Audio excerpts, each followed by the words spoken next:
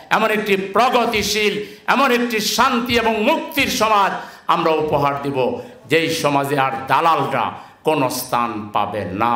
দ্বিতীয় স্বাধীনতা হয়েছে, প্রয়োজনে তৃতীয় হবে, চতুর্থ হবে, পঞ্চম হবে, ষষ্ঠ হবে, সপ্তম হবে, অষ্টম হবে, দশমবার প্রয়োজনে হবে। তবু বাংলার 1 ইঞ্চি জমি আর জালিমদের হাতে, লুণ্ঠনকারীদের হাতে, লুটেরাদের হাতে আমরা। ইসলামের দুশ্মনরা, মানবতার দুশ্মনরা, পতিত স্বৈরাচারের লোকেরা, প্রতিবেশীরা এখন তাদের ঘুম হারাম হয়ে গেছে। তারা বাংলাদেশকে অন্য চোখে দেখা শুরু করেছে। বাংলাদেশে আপনাদের এরকম ভূমিকাকে তারা সন্দেহের চোখে দেখা শুরু করেছে। এই জন্য হুঁশিয়ার থাকবেন বিশৃঙ্খলার বিরুদ্ধে, ষড়যন্ত্রের বিরুদ্ধে। বাংলাদেশের 18 কোটি মানুষ জেগে উঠেছে, এই জাতি আর ঘুমাবে না। চূড়ান্ত মঞ্জিলে আমাদের তরি চূড়ান্ত বন্দরে না পৌঁছা পর্যন্ত আমরা ছিলাম, আমরা আছি, আমরা জেগেই থাকবো ইনশাআল্লাহ। এখন আমাদের সামনে যে বিশাল দায়িত্বের পাহাড়, যে আমানত, এই আমাদের জাতির সন্তানেরা আমাদের উপরে যে আমানত রেখে গেছে, এই আমানতের খেয়ানত যদি আমরা করি, তাহলে আল্লাহর কাছে আমরা পার পাবো না। সুম্মা লা তুসআলুন্না ইয়াউমাইযিন আনিন নাঈম, তোমাদেরকে অবশ্যই নিয়ামত সম্পর্কে জিজ্ঞাসিত করা হবে। আলোচনা রাখছেন জননেতা জনাব সেলিম উদ্দিন।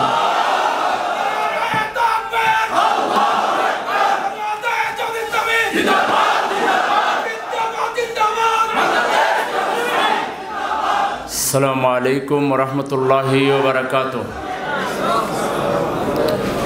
আলহামদুলিল্লাহি রাব্বিল আলামিন, ওয়াসসালাতু ওয়াসসালামু আলা সাইয়্যিদিল আমবিয়াই ওয়াল মুরসালিন ওয়া আলা আলিহি ওয়া সাহবিহি আজমাইন। আমাদের প্রাণপ্রিয় শহীদি কাফেলা বাংলাদেশ জামাতে ইসলামী ঢাকা মহানগরী উত্তরের 4টি জোনের যৌথ উদ্যোগে আজকের এই বিরাট রোপণ সম্মেলনের সম্মানিত সভাপতি এবং সম্মানিত রোপণ বাইশক, আমরা দীর্ঘ পথ পরিক্রমায় একটি মুক্তির স্বাদ আমরা আপাতত পেয়েছি, আলহামদুলিল্লাহ। এই অবস্থায় আমাদেরকে কি করতে হবে, রব্বুল আলামিনের পক্ষ থেকে একটা গাইডলাইন আমাদের জন্য আছে। সেই গাইডলাইনটি আমরা সূরা নসরের মধ্যে পাই। আশা করি এই গাইডলাইন আপনারা ফলো করছেন নাকি? যদি আমরা ফলো না করি তাহলে এটা আমাদের দৈন্যতা হবে, ব্যর্থতা হবে, মূর্খতা হবে, এটা আমাদের পক্ষ থেকে নাশুকরি হবে। শুকর আদায়ের জন্য আল্লাহ তাআলা যেভাবে বলে দিয়েছেন, এইভাবে বেশি বেশি করে আল্লাহর হাম, আল্লাহর প্রশংসা, এবং আমাদের ব্যক্তি জীবনে, আমলি জীবনে বহু ধরনের ত্রুটি বিচ্যুতি নো ডাউট আছে, সেগুলোর জন্য আমরা ক্ষমা চাইব। যখন আমরা কঠিন সময় পার করেছি, সবাই একই রকম আজকের মতো উজ্জীবিত ছিলাম না। আমাদের মধ্যেও নানা দুর্বলতা ছিল। মানুষ হিসাবে আমরা বলের ঊর্ধ্বে নই। কেউ হয়তো বেশি করেছি, কেউ একটু কম করেছি, আবার কেউ বা কাঙ্ক্ষিত মানের ভূমিকা রাখার চেষ্টা করেছি। এখন আমাদের দায়িত্ব হলো আল্লাহর কাছে ক্ষমা চেয়ে নিয়ে সেটার কাফফারা আদায় করা।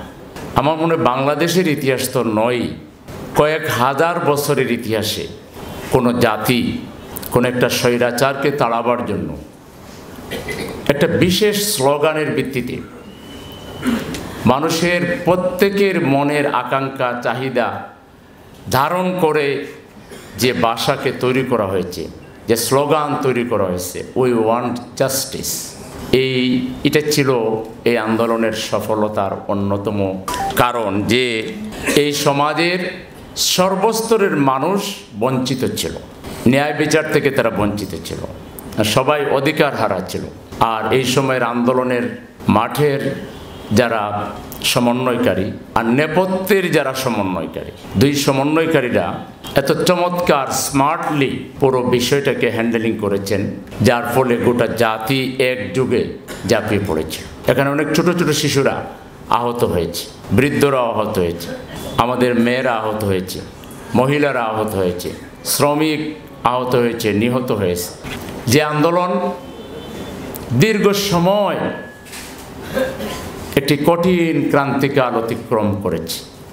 রাস্তায় বের হলে আবার যে ঘরে ফিরে আসব এর কোনো নিশ্চয়তা আমাদের জীবনে ছিল না। যে আন্দোলনের নেতৃত্বকে আমরা এই কাজটা, এই সময়টার জন্য, এরকম একটা ভালো সময়ের জন্য আল্লাহর রায়ে হাদিয়া করেছি আমরা।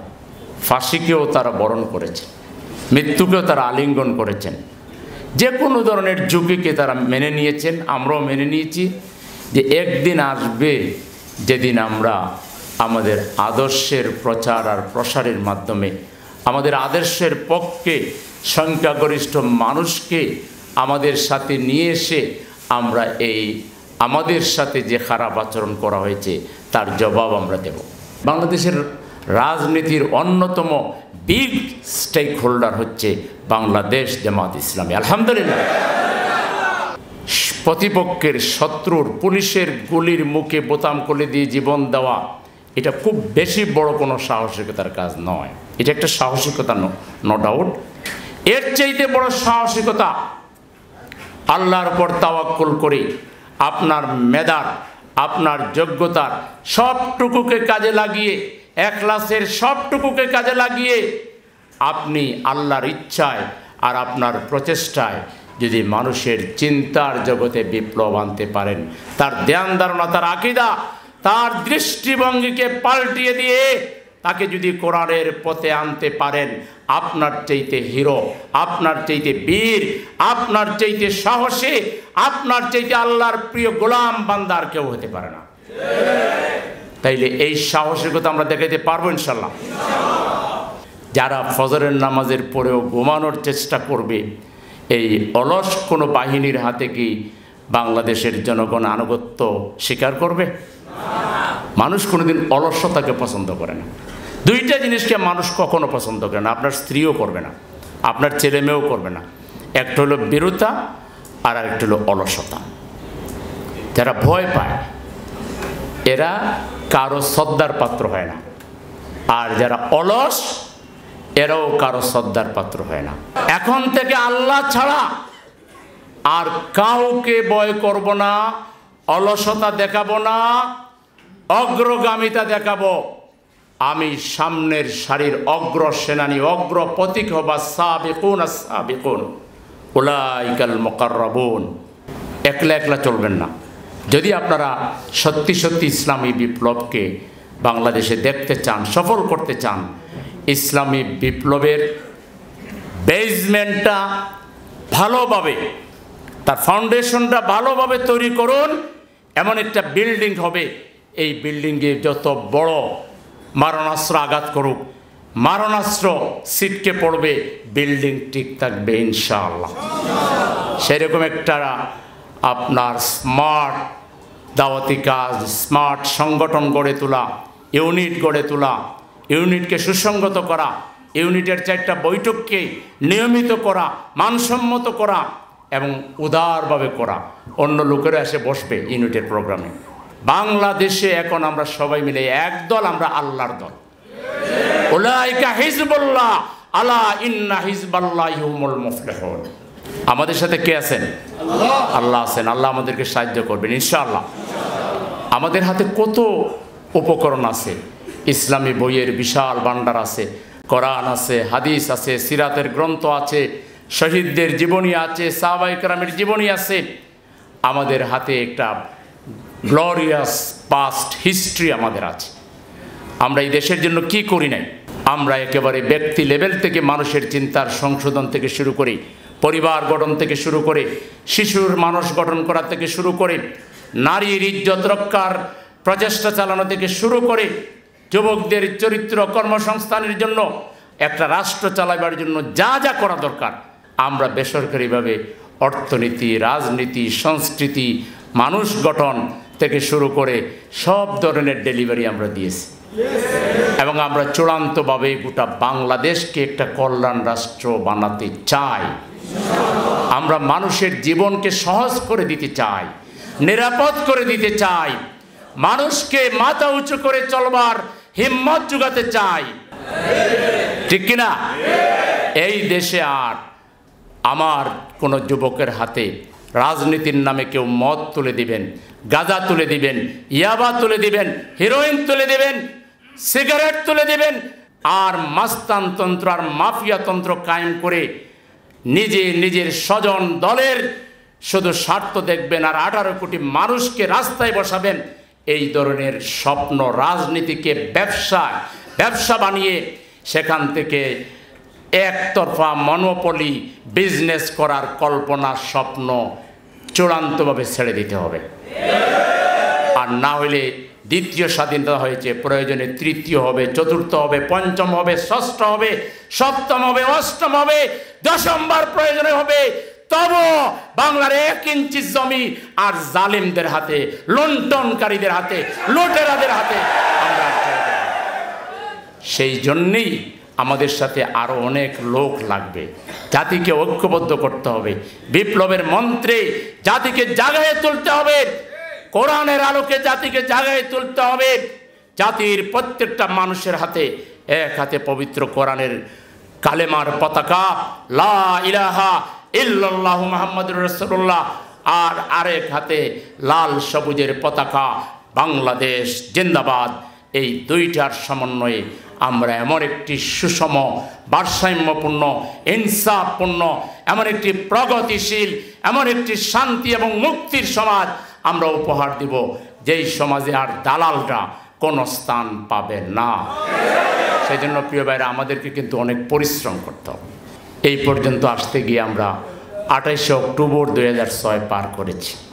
আমার প্রিয় ভাই হাফিজ শিপন, মাসুম, জসিম, মুজাহিদ আমরা হারিয়েছি।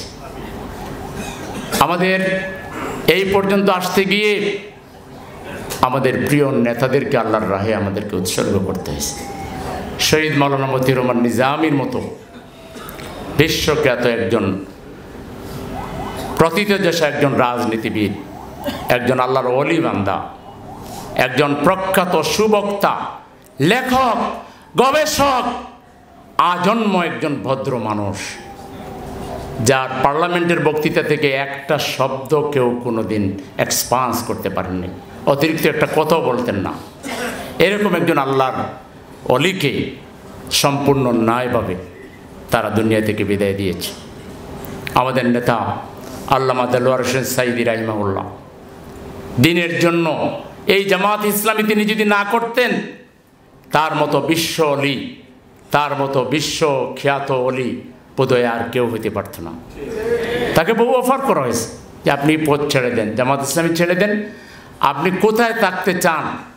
মোহাম্মদ সাল্লাল্লাহু আলাইহি ওয়াসাল্লামকে যেভাবে বলেছে, হ্যাঁ মোহাম্মদ তুমি দিনের দাওয়াত বাদ দিয়ে দাও, তুমি যদি আরবের সিংহাসন চাও আমরা সিংহাসন দিয়ে দেব, তুমি যদি ধন সম্পদ চাও সমস্ত আরবের ধন সম্পদ তোমার পায়ে আমরা দিয়ে দেব, তুমি যদি সুন্দরী রমণী চাও সেটাও তোমাকে দেব। একই কথা সাইদি সাহেবকে বলেছে, এই সিআইডি অফিসে যেয়ে বলেছে, হুজুর আপনি তো আমাদের সবার প্রিয় মানুষ, নয়নের মণি, আপনি জামাত ইসলামীতে গেছেন কেন? বলছে তোরা যদি আমাকে ফাঁসি দেওয়ার চিন্তা করে থাকিস সেটা করে ফেল, এই ব্যাপারে কোনো কথা বলবে না। আমি জেনে বুঝেই জামাত ইসলামী করি, এটাই আমার মুক্তির পথ। যে আমাদের কি মানুষগুলোকে আমরা হারিয়েছি, কত ত্যাগ আমরা স্বীকার করেছি। 5.5 শতাধিক বাইকে আমরা নজরানা পেশ করেছি এই উপলক্ষে। এই ত্যাগগুলোকে যদি সার্থক করতে হয় তাহলে আমাদেরকে ঈমান মজবুত করতে হবে, আল্লাহর প্রতি তাওয়াক্কুল বাড়াতে হবে, আস্থা বাড়াতে হবে, জনগণের প্রতি আমাদের দরদ এবং ভালোবাসা নিয়ে জনগণের পাশে আমাদেরকে দাঁড়াতে হবে। প্রিয় ভাইরা, এত ত্যাগ আমরা করেছি, এই ত্যাগকে যদি আমরা সফল করতে না পারি, আবারও যদি এই বিপ্লব হাইজ্যাক হয়ে যায়, তাহলে সবচেয়ে বেশি ব্যথা কষ্ট আমরা পাব। আমরা মায়ের খেয়েছি, আমরা কষ্ট পাইনি, আমরা হেসেছি, আমাদের নেতৃবৃন্দ বিচ্ছিন্ন দেখিয়েছেন, আমরা আল্লাহর উপর তাওয়াক্কুল করে প্রতিটি রাত প্রতিটা দিন পার করেছি। কিন্তু এখন আমাদের সামনে যে বিশাল দায়িত্বের পাহাড়, যে আমানত, এই আমাদের জাতির সন্তানেরা আমাদের উপরে যে আমানত রেখে গেছে, এই আমানতের খেয়ানত যদি আমরা করি তাহলে আল্লাহর কাছে আমরা পার পাবো না। সুম্মা লা তুসআলুন্না ইয়াউমাইযিন আনিন নাঈম, তোমাদেরকে অবশ্যই নিয়ামত সম্পর্কে জিজ্ঞাসিত করা হবে। দাওয়াতি কাজের জন্য আমাদের নেতৃবৃন্দ একটা লঙ্গি অতিরিক্ত, একটা পায়জামা, একটা পাঞ্জাবি, একটা টুপি অতিরিক্ত নিয়ে, একটা মেসোয়াক অথবা একটা ব্রাশ নিয়ে তারপরে আল্লাহর পর তাওয়াক্কুল করে বের হয়ে গেছেন এই ঢাকা শহরের এক প্রান্ত থেকে আরেক প্রান্ত। নিষিদ্ধ অবস্থায় আমাদের পূর্বের নেতৃবৃন্দ জীবন বাজি রেখে মানুষের কাছে দাওয়াতি কাজ করেছে, কোনো পরোয়া করেননি। আমাদের মতো এরকম একটা সুদিন তারা পেলে এটাকে যে কীভাবে কাজে লাগাতেন এটা কল্পনা করতে ভাবতেও গা শিওরে ওঠে।